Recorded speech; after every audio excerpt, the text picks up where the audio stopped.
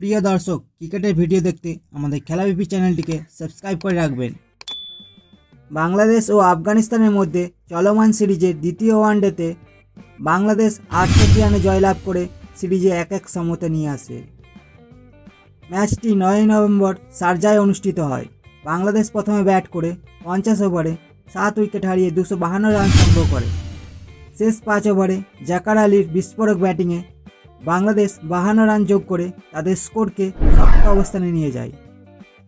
আফগানিস্তান লক্ষ্য তাড়া করতে নেমে ভালো শুরু করলেও স্পিন বলের বিরুদ্ধে সংগ্রাম করে এবং 43.3 ওভারে 182 রানে অল আউট হয়ে যায়।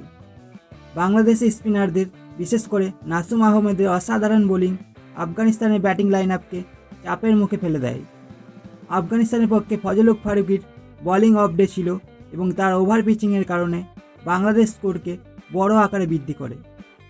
বাংলাদেশের অধিনায়ক নাজমুল হোসেন শান্ত এই ম্যাচে অসাধারণ পারফরম্যান্স করে ম্যান অফ দ্য ম্যাচ নির্বাচিত হন।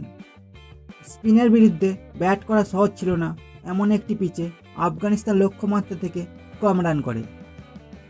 আফগানিস্তানের স্পিনাররা 38 ওভারে 3.8 রান রেটে 7 উইকেট নিয়ে 144 রান দিয়েছে, যেখানে বাংলাদেশের স্পিনাররা 21.3 ওভারে 3.4 রান পার ওভারের কাছাকাছি 5 উইকেট নিয়ে 71 রান দিয়েছিল।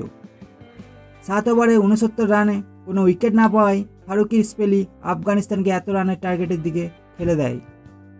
অভিষেক ম্যাচ খেলা জাকের আলী 1.5 ওভারে একটি ঝোড়ো ইনিংস খেলেন, তার ফলে শেষ 5 ওভারে 52 রান তোলে। মূলত এটাই আফগানিস্তানকে ম্যাচ থেকে দূরে সরিয়ে দেয়।